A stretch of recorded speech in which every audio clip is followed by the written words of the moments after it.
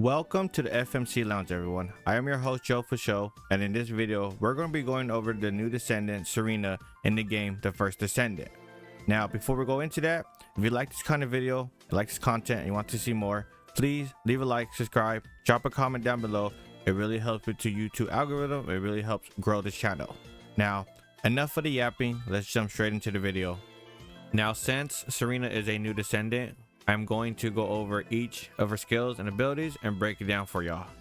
So Serena's first ability is Sacred Flame. As you see in the little mini video on your screen, she shoots a flame straight out of her wings at her enemies, and it can do multiple things depending on what they're trying to do. When you hit somebody with it, you get Repentance, which is 10-second duration, continuous damage based on your skill power. As you see, it's not that strong, it's only 8.5 modifier. Continuous damage interval 1 second, so damage over time like a Freyna, tick damage, stuff like that. Fire resistance decreased by -20%, which is nice because your following attack, if it has fire damage on it, it's going to do more damage. And if you hit an enemy with this attack and then you're shooting that enemy with your gun, you're gonna get round recovery on firearm attack 10%. You're also gonna get round recovery 3%. So it's a great way to get your ammo back when you're shooting an enemy. And another thing it does is Blessing, which lasts for 8 seconds. It recovers your HP per second, which is 6% of your max HP. So with this ability, you want to use it 3 different ways. Either to buff up your next damage, which is based on fire, or to give yourself ammo back when you're shooting somebody, or to heal yourself. Now our second ability is Ascension, which I probably butcher, I'm sorry. But what it does is it gives her decreased gravity, so it lets her descend slowly when she jumps up, and when she does jump up, she goes up really high, kind of like she's flying. But it also does multiple things.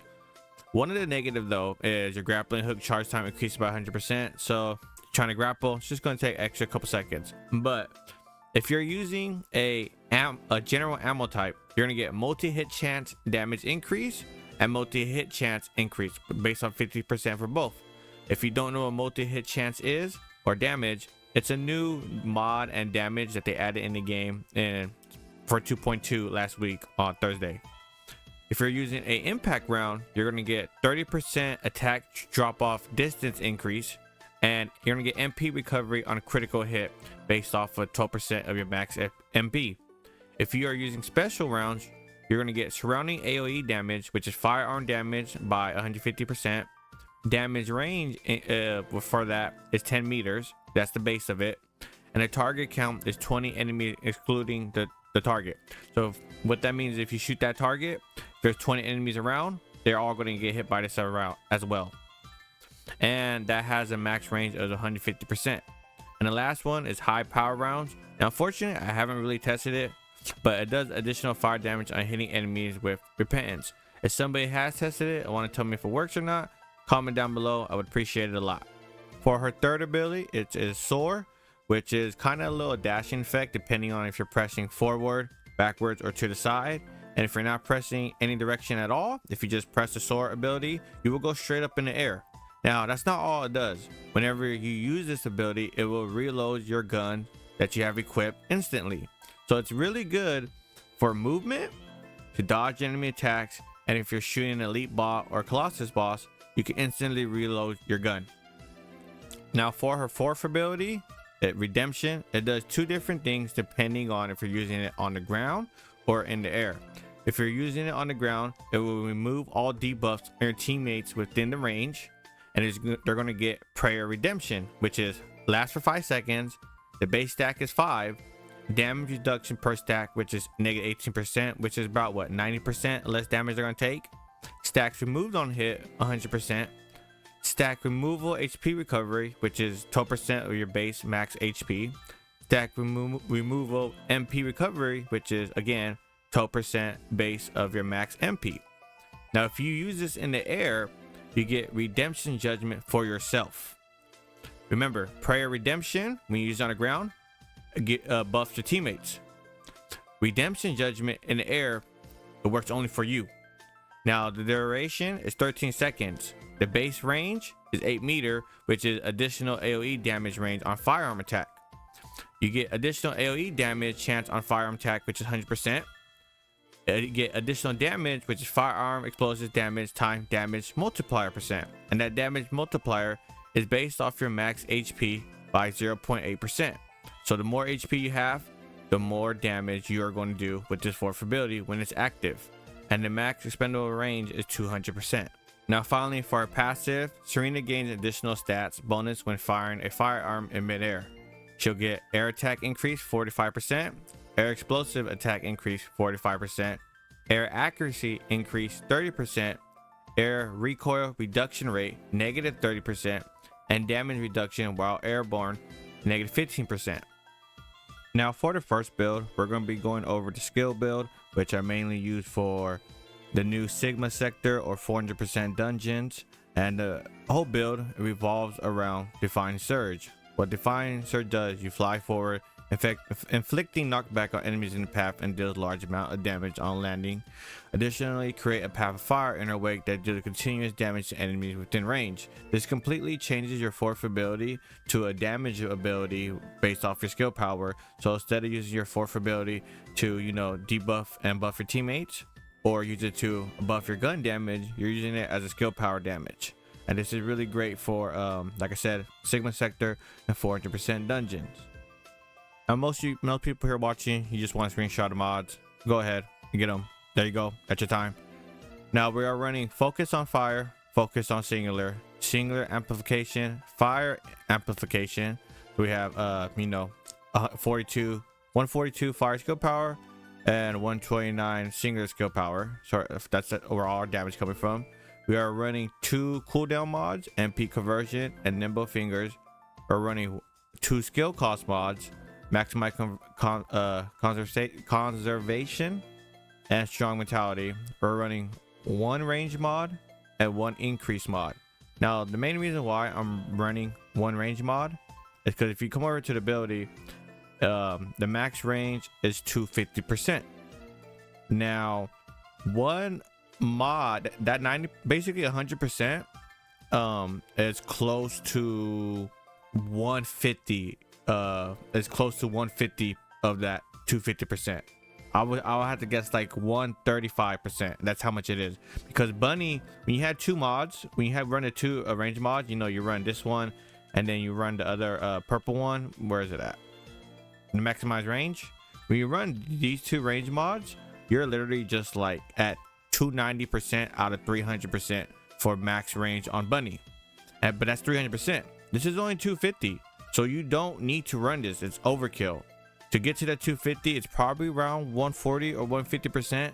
So I'm only running this for 92%. Main reason why I am getting more range in my arc tuning and my reactor, which I'll show in a little bit.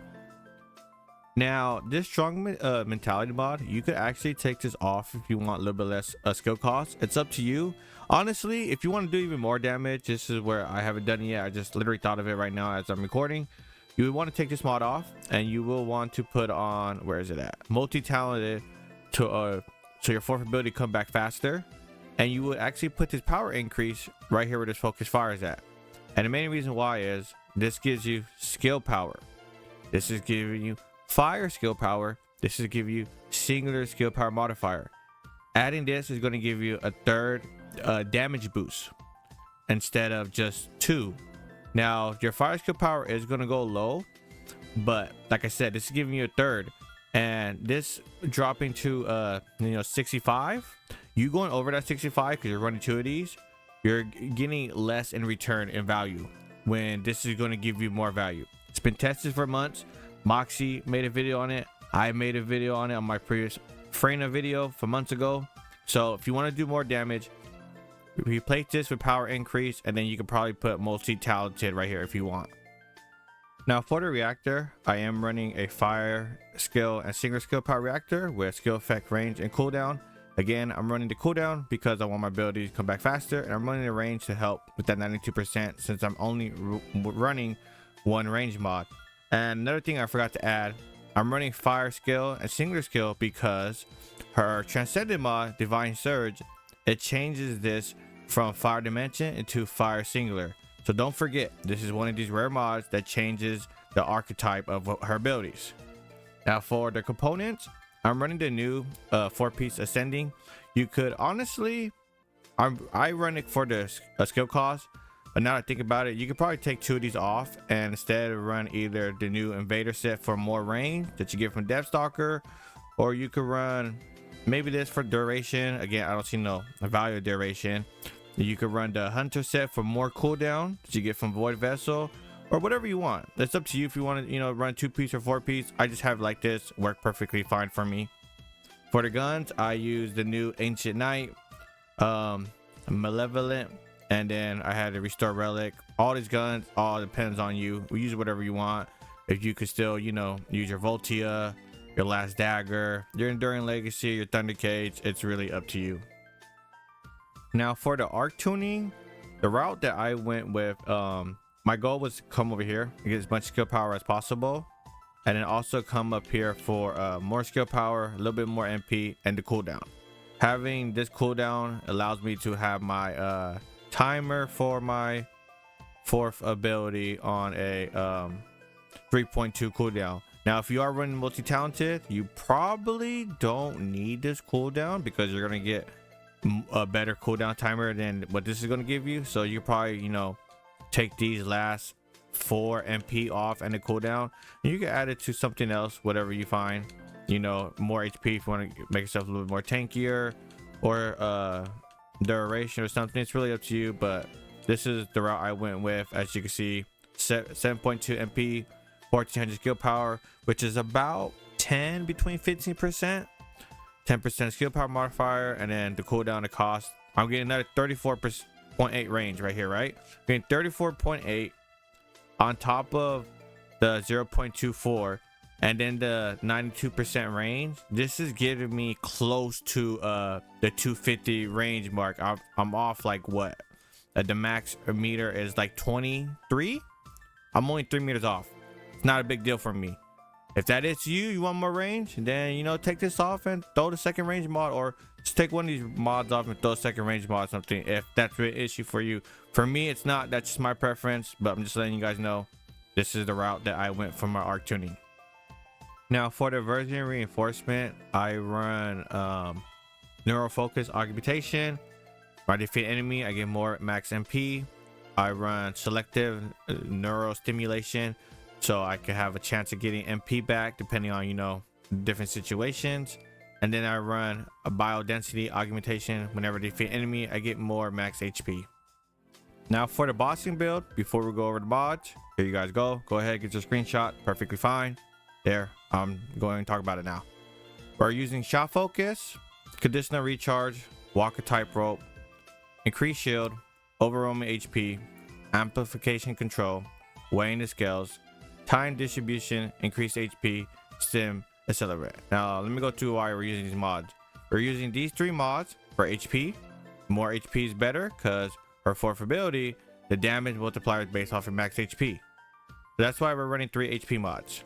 We're running overwhelm HP. This is going to make our max shield at 1 and going to give us 19.8% of HP based off our max shield. That's why we're running weighing the scales for more max shield, increase shield for more max shield, and amplification control for more max shield. This is how we're getting my HP so high. We're running shot focus for more damage, and then walker type rope. My HP is 50% or lower. I do 30% more firearm attack, and I'm getting my HP lower on purpose, intentionally, with the conditional recharge. Every time I use an ability, I lose HP. So before the boss spawns and, you know, his immune phase goes away, I use a couple abilities to get my HP below 50%, and then this buff is active, and that's how I'm doing damage, because that's all based off of the 4th redemption. As you see in the intro earlier, this is how I'm doing all my damage with the 4th ability. Now for the reactor, it really doesn't matter. You can run whatever you want. I still use this reactor that's from my skill build, but you can use whenever you want. It doesn't need to match, you know, the fire singler doesn't need to match the 2 bottom stats. It really doesn't matter because the boss usually just falls over before any of it could be matter or relevant, you know. For your component, you want to run whatever gives you the highest HP. For me, this is the thing that I have the highest HP. If you have a different component set, which 646 max HP, and then the second stat if your max HP is, you know, higher than that, run it. Whatever gives you the most HP, that's what you run here. For this one, whatever has 646 HP, again 646 HP, and again 646 HP. You want as much HP as possible. This is why I have 39,000. For the weapons, I using the Ancient Knight. I will go over it more in a different video, so sorry, but that's the weapon I use. I know you can use, what you call it, where are you at? Where are you? You're somewhere around here. I'm blind. There you are. You can use last dagger. People are getting a 2-second kill. Reason why I'm not using last dagger, you had to you know, change the, I have it on electric attack because this is for my glaive when I help people do void erosions, but you would change it to toxic. I'm not trying to change the weapon core back and forth and the mods back and forth. I'm not doing that. Some people, you know, they made 2 last daggers. I'm not doing that. I did that with the smithereen. Where are you at? This is my second smithereen I made strictly for void erosion and not bossing, because this was my bossing one. This one isn't, and I feel like it's a waste. So that's why I'm not doing that. I went the Ancient Knight route, but you can't use last dagger. There's a lot of people who are doing it. Use whatever you want. It's preference. You can even use Python. I'll try to do a video with that later. You can even use ATAMs. Again, I will do a video with that later. Now for the arc tuning, we went straight down here for HP. We want all this HP. This is how I have 39,000. The more HP, the better. You're gonna do more damage. And then I went with over here for the max shield, because, you know, more max shield we have, because our overwhelming HP mod, we're gonna get more HP. This is how I was able to hit 39,000 doing this route. And then I went this way for the weak point damage, and mainly I went over here for the multi-hit damage and the multi-hit chance.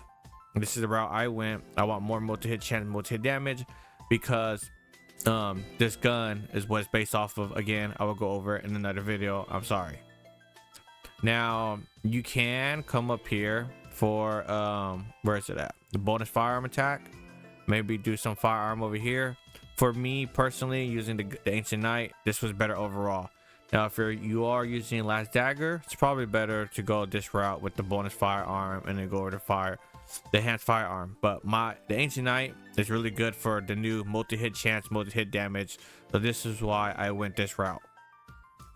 Now for the inversion reinforcements, we're running strike point amplification on landing multi-hit with a firearm.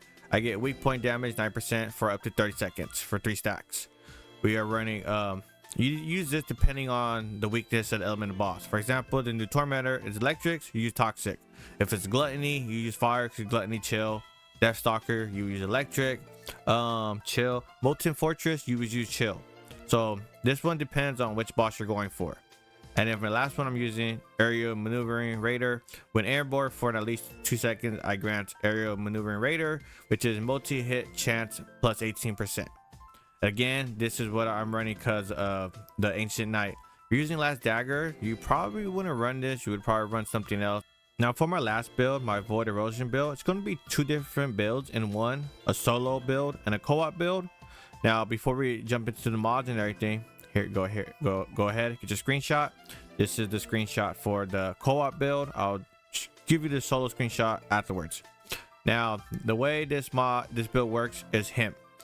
When you use on the ground, you create a zone that increases the jump of allies. When you use in mid-air, you temporarily increase the movement speed of nearby allies.